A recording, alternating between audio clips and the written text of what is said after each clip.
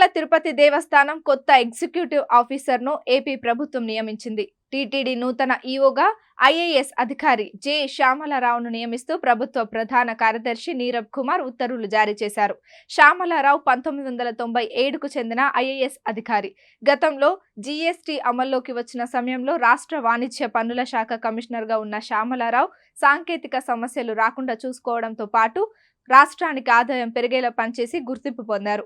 ప్రస్తుతం ఉన్నత విద్యాశాఖ ముఖ్య కార్యదర్శిగా పనిచేస్తున్నారు. నిజాయితీ కలిగిన అధికారిగా గుర్తింపు ఉండడంతో ఇలాంటి అధికారి టీటీడీ ఈవోగా ఉంటే బాగుంటుందని భావించిన ప్రభుత్వం ఆ మేరకు నియామకం చేసినట్లు ప్రభుత్వ వర్గాలు తెలిపాయి. ప్రభుత్వం నిర్ణయంతో ప్రస్తుతం టీటీడీ ఇన్ఛార్జ్ ఈవోగా విధులు నిర్వహిస్తున్న ధర్మారెడ్డి అక్కడి నుంచి పూర్తిగా రిలీవ్ అయ్యారు. ఏపీలో కూటమి ప్రభుత్వం ఏర్పడిన కొద్ది రోజులకే ఆయన సెలవుపై వెళ్లిన విషయం తెలిసిందే. 2022 మే నెలలో టీటీడీ అప్పటి ఈవో జవహర్ రెడ్డి బదిలీ కావడంతో ఆ తర్వాత అదనపు ఈవోగా ఉన్న ధర్మారెడ్డికి ఈవోగా ఇన్ఛార్జి బాధ్యతలు అప్పగించారు. అప్పటి నుంచి అతనే టీటీడీ ఇన్ఛార్జి ఈవోగా కొనసాగుతున్నారు. అయితే గత ప్రభుత్వ హయాంలో ధర్మారెడ్డి అవకతవకలకు పాల్పడ్డారని ఆరోపణలు రావడంతో కొత్త ప్రభుత్వం ఆయన్ను ఈవో బాధ్యతల నుంచి రిలీవ్ చేస్తూ నిర్ణయం తీసుకుంది.